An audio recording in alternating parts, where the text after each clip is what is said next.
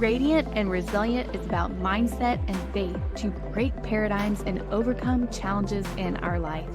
Because when the mind, body, and spirit are aligned, we literally radiate from the inside out.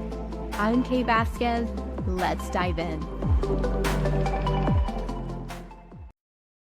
Over the years as a functional medicine practitioner and guiding my clients to optimize their health through supporting their adrenals and nervous system, so many people would tell me, I don't have time to do meditation. I don't have time to slow down. I get it. We have busy schedules. In fact, I do believe because of our busy schedules, because we're on the go, because of the demands and all the stimulation throughout the day, that's why we need adrenal and nervous system support. If you're having a hard time finding time to slow down, to integrate a little bit of rest and meditation or prayer, whatever that is, I want to give you 3 tips that are easy, they can start right away to support your adrenals and nervous system. That's not breath work, that's not meditation, that's not any kind of somatic practice that you need to take an hour out of your time to do. So the first tip is really, really simple. Stop checking social media, emails, texts. Stop checking it as soon as you wake up and right before you go to bed. It's that simple. The reason why I say stop checking is because the moment we read the text or we check social media, we look at our phone, we look at our emails, it causes the mind to start spinning. I noticed this with myself because before I got into functional medicine, I was a physician assistant working 12-hour days at an urgent care. And I remember during that time, as soon as I would wake up, I would check my phone, check texts, I would check social media, then I would get up, brush my teeth, get ready, go to work. And then when I would come home, I had like an hour before bed, so I would wash my dishes, take a shower, check my social media and text again, and then go to bed. And I was constantly in this state of fight or flight. Then, once I started my own business, started seeing functional medicine clients and transitioning out of Western medicine to functional medicine, creating my own schedule, I was still stuck in survival because I was still continuing the same patterns. And it wasn't until I realized that as soon as I would check emails, read my texts, look at social media, I noticed the body so tight and tense. My mind was already racing, my muscles, my neck, everything. There was so much tension building up at the beginning of my day. And so the best thing that I did, which was hard because it was a pattern I created, but I had to break the pattern. And that was deleting my email app off my phone and setting boundaries around when I was going to check my email. And not only that, I also put on Do Not Disturb on my phone. So if there were any texts that came through, I wouldn't get notified. And then periodically, I would also do a social media fast because I needed to have a social media presence to educate, to inspire. As part of the business, I didn't delete the app except on occasion when I would go on a social media fast. So this may be something you can do in the time being. Delete your Instagram app, go on a social media fast for 7 days, for 2 weeks, 21 days. Just intuitively feel how long you should do a social media fast, and you'll see the benefits. You'll see how much calmer, more peaceful you feel, and you'll also realize how much more time you have in a day when you go on a social media fast. It's pretty fascinating. So if you haven't done one, I encourage you to go on a social media fast, delete your email app, and set Do Not Disturb on your phone in regards to receiving texts and phone calls to a certain time during the day. Like for me, for example, it was like from 9 to 4 p.m. or 9 to 6 p.m. because I wanted to wind down before bedtime. And then not only that, I stopped checking my emails, texts, and Instagram before going to bed. Because same thing, when we're reading messages, we're reading emails, checking social media, it stimulates our brain. And so it's really hard for us to get good quality sleep at night. So that's the first thing that you can do. Like I said, it's really simple. And even though it's simple, it sometimes is hard to do because of the conditioning, because of the pattern that we've created to constantly go and check, right? So in order to break that pattern, we have to take drastic action, such as deleting the email app off our phone, because if you're like me, you probably have access to a computer during the day. So it makes no sense. We don't need to constantly check our emails as soon as we wake up and as soon as we're going to bed. For me, I felt that it was more important to check my emails during a specific time during the day, set boundaries for myself, which then really helps support my nervous system and adrenals. And that goes for texts as well, even from family and friends. So that is the first tip. The second tip is optimizing sleep. Again, it's something so simple that you can do, especially if we're shutting down electronics, getting rid of the stimulation before bedtime. The next thing is to optimize our sleep. Actually, that should probably be the first step, but I wanted to give you something simple to do as the first step. Then the next step is optimizing sleep. And I cannot express this enough because almost every person that works with me, one of the things I ask about is how much sleep they're getting and what is the quality of their sleep.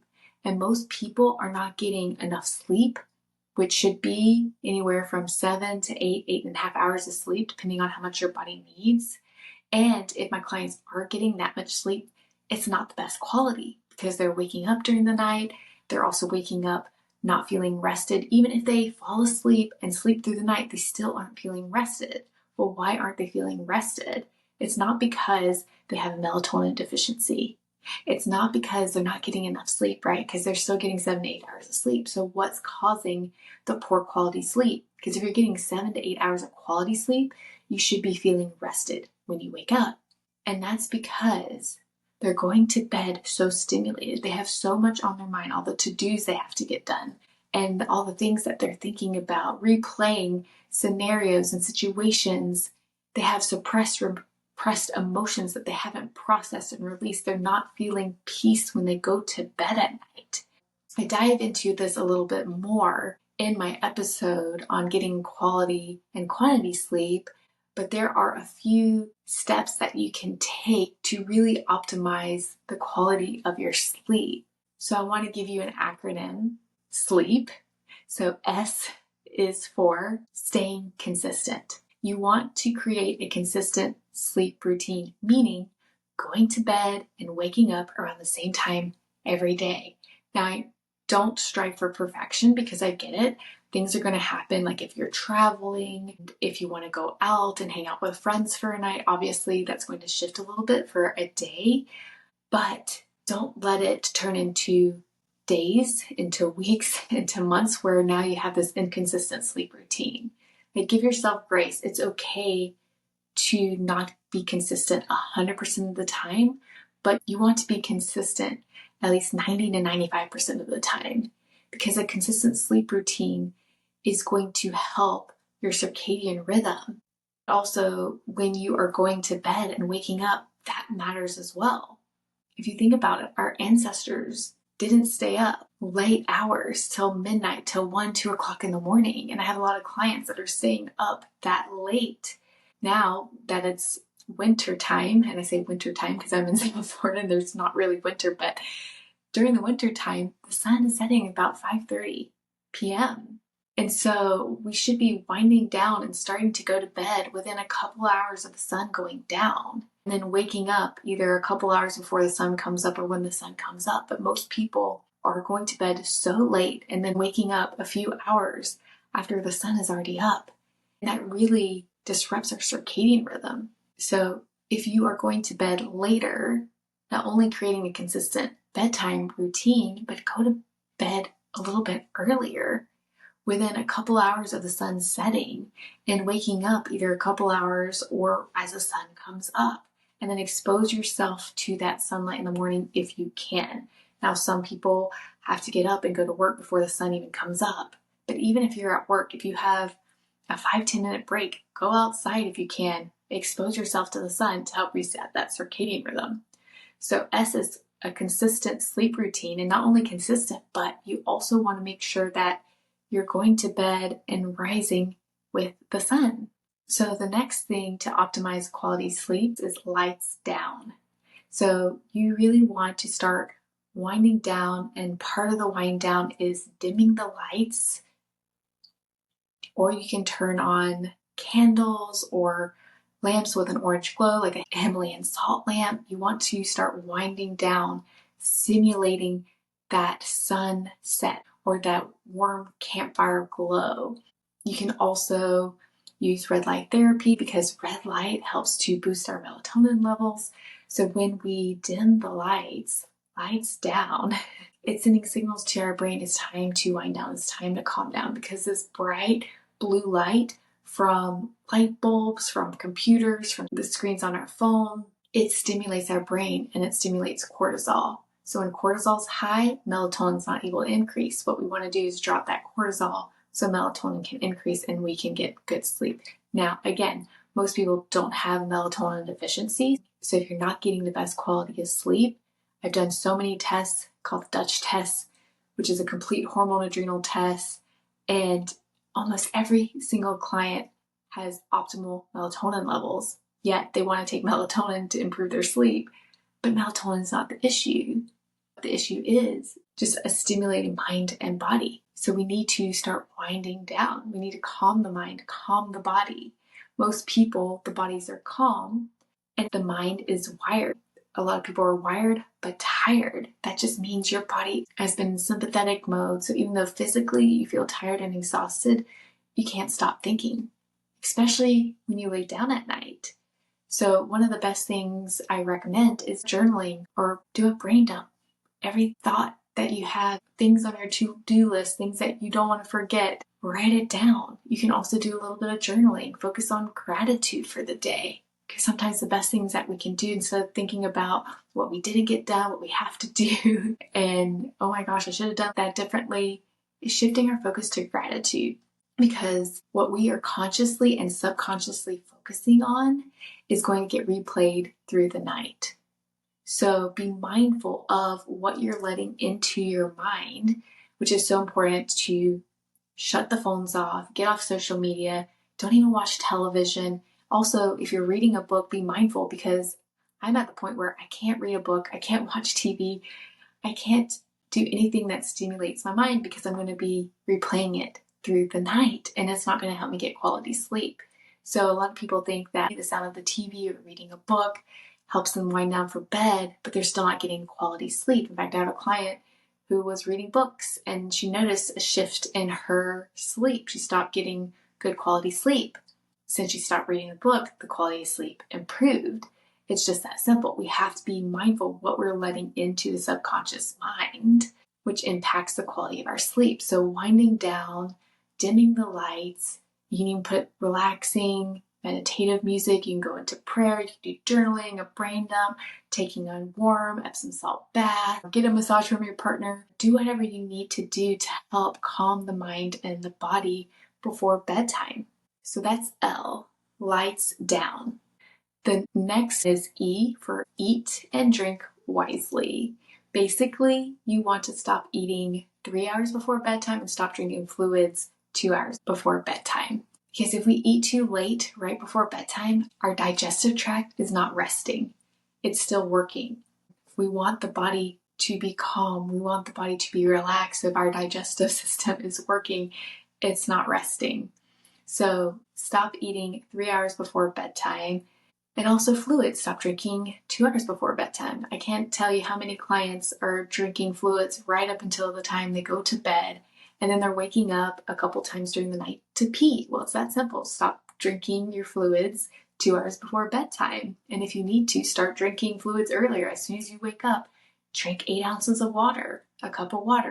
Continue to drink throughout the day, and then a couple hours before bedtime, cut it off. It's that simple. The next one is E for environment matters. You want to look at your bedroom. Is your bedroom a calming, relaxing environment? Because if you have clothes everywhere, if you have clutter, it's not very relaxing to be in. And not only that, I recommend cooling down the room or your house to 65 to 75 degrees. You have to find a temperature that's comfortable for you to sleep in. but a cool room is going to be the best. In fact, studies show that people get better quality sleep in a cooler room. So cool down the house or cool down your room. If cooling the house is going to bump up your electric bill, which in Florida it definitely does for us, we invested in a mini split, or you can get a portable AC unit to put in your room just to cool down your own room. So you're not using electricity to cool down the whole house, especially if you're the only person in the house.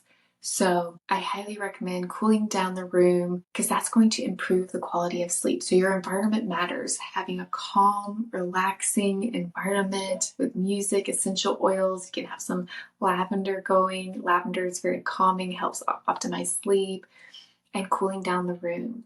And then the last thing is purging your mind. So remember, whatever's in your subconscious mind, even if you're not looking at social media or reading or watching television, if there's events that you're still ruminating, stuff that you're still holding on to in the subconscious mind, you need to let it go. You need to process and release it. Because if you are not feeling peace before bedtime, you can do steps 1 through 4 and you still won't get the quality of sleep. And again, I dive more into this in my episode on sleep, getting quality and quantity sleep. So if you haven't yet, go back and listen to that, because the most important thing to really optimize our sleep is going to bed in a peaceful state. So that is the acronym SLEEP to help optimize the quality of sleep. And then the last tip I recommend to really help regulate and calm your nervous system and adrenals is as simple as prayer. Like, it's really that simple. Prayer has been such an incredible tool, and it only takes 5-10 minutes to go into prayer, because when we can go into prayer, we can ask God to give us the peace that we are seeking. So sometimes if I have stuff in my subconscious mind that I'm working on processing, releasing, and I'm having a hard time processing and releasing, I go into prayer and I ask God to fill me with peace so I can get quality sleep. Every time I do that, it works. I also have an episode on prayer. So if you haven't listened to that, definitely go back and listen to that episode, because I walk through the different parts of prayer to really experience that peace and help you to process and release so you can really support your adrenals and nervous system at bedtime, but not only at bedtime, starting your day with prayer.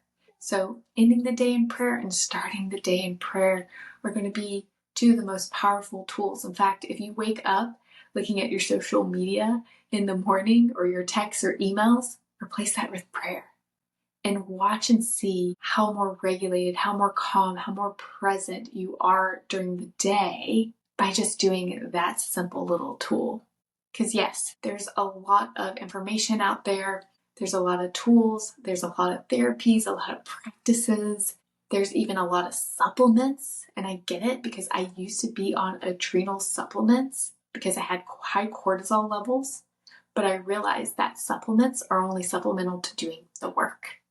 So even though I was taking the supplements, I was still in a state of overwhelm. I was still in that survival state, tension in my body, which was triggering migraines, which was affecting my gut, affecting my energy levels. And no matter how many supplements I took, I still didn't feel calm. I still didn't feel peaceful. I still wasn't regulated, because I needed to support my sleep. I needed to shift and break patterns that were stimulating me, that weren't serving me, that was putting me into a survival state. And most importantly, I needed to go into prayer. I needed to focus on building and strengthening my relationship and faith in God. If we don't surrender and release what we're focusing on, it doesn't matter. Because most of the time, the reason why we are in a dysregulated state, why our adrenals and our nervous system is impacted, is because we're focusing on trying to control things in our life. We're trying to control the present, or we're focusing on the future, or we're focused on the past and trying to prevent things from happening in the present moment or in the future. And so when we're trying to control specific outcomes in our life, it's all rooted in fear. And guess what? When we're focused on control, which is rooted in fear, it's putting our body into survival. In order to shift out of that, we have to go from a state of overwhelm, from a state of fear, into a state of peace. The best way to do that is to go into prayer, ask God to help you surrender, to release control, focus on gratitude, because we can't focus on fear and gratitude at the same time. We can't feel fear and feel gratitude at the same time. So those are going to be the most powerful tools that we can do. And it's not supplements. It's not doing any crazy practices. It's not taking an hour more of your day, because I get it. We're on the go. We have families to take care of. We have things to do. We have goals we want to achieve. But it starts with taking care of yourself first. And not only taking care of yourself first, but having a relationship with God. Because He's going to get you through every trial, every challenge that comes your way. And we can't do that if we're dysregulated. So those are the tips. If you found those tips helpful, let me know. Reach out to me on Instagram at the Kate Vasquez. And if you want to dive in deeper, you're feeling overwhelmed, you have so many physical issues in the body, you're experiencing bloating, fatigue, migraines, period issues, having trouble conceiving, you're newly postpartum, whatever it is that you're feeling physically in your body, I'm here to support you. We can dive into the root of what's going physically, but also mentally, emotionally, and spiritually to help you feeling your best self. So book a connection call, let's dive in and continue this journey of being radiant and resilient.